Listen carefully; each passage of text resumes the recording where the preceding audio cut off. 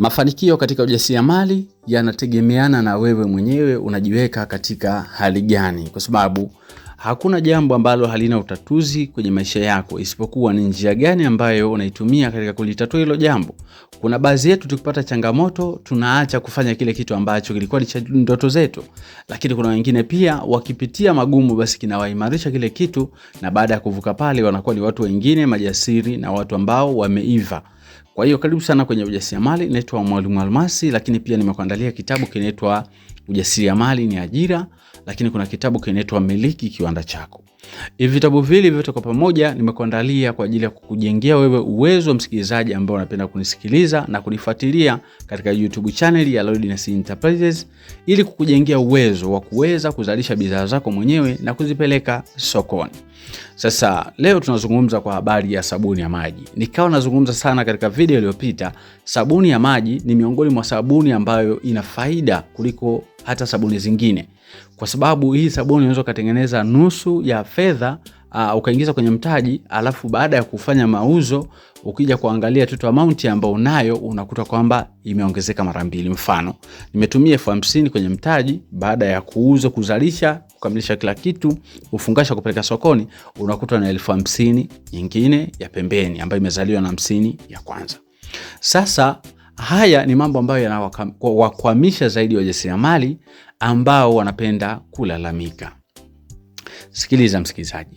Kuna mtu mmoja akaniambia katika madarasa ya WhatsApp, akaniambia, mwalimu, mimi naweza kutengeneza sabuni nzuri sana, ila changamoto yangu mimi nimesoma, mimi nina elimu nzuri, lakini changamoto ya marafiki zangu ambao nimesoma nao, watanichukuliaje wakiniona mimi nimeshikana na madumu napeleka kwa mteja, au nafanya sales niko na madumu mkononi? Nikamshauri nikamwambia, maisha ya kwako ni ya kwako, sio ya marafiki zako. Kwa hiyo ikiwa kama utaendelea kuangalia marafiki zako, sahau kuhusu maendeleo yako binafsi, kwa sababu maendeleo yako binafsi yanaletwa na wewe mwenyewe mhusika. Nina imani msikilizaji, hata wewe hapo una watu ambao wanakuzunguka. Kuna wakati ukitamani kufanya jambo zuri kama hilo, labda uzalishaji wa bidhaa kama hizi, unaanza kufikiria vipi kuhusiana na watu ambao wananizunguka, watanionaje?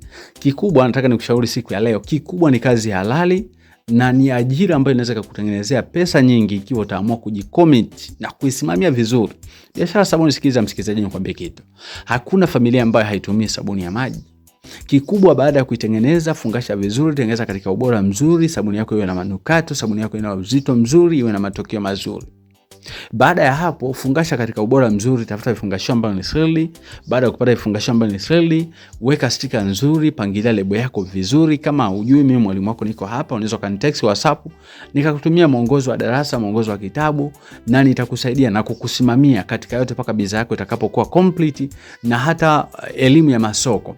Umeona network marketing, unaweza tukajifunza, ukatoka na bidhaa yako sehemu, ukapeleka sehemu, ukauza, ukapata hela, ukawa noti wale wateja wako, ukawa na attendance nzuri kwa ajili ya kuwaorozesha majina ya wateja wako, location za wateja wako na namba za simu. Kwa hiyo jambo la kwanza ambalo linaweza kukuzuia kutokufanikiwa ni pale utakapoanza kuangalia fulani atanionaje nikifanya jambo fulani. Jitahidi sana kwenye issue ya mafanikio kujitazama wewe kama wewe. Hizi biashara zinafanywa na watu wengi, hata mataifa mengine pia wanafanya, lakini wanafanya katika ukubwa, hawaangalii watu. Kwa hiyo na wewe acha kuangalia watu, chukulia ile biashara yako, ipende, ifanye kwa moyo mkubwa, ifanye katika ubora ambao unastahili. Unapokuwa unazungumza na mteja, usizungumze na mteja kama ile biashara unaifanya tu baada ya kufeli shule. Usiongee na mteja kama ile biashara unaifanya kama kitu cha ziada kwenye maisha yako, hapana.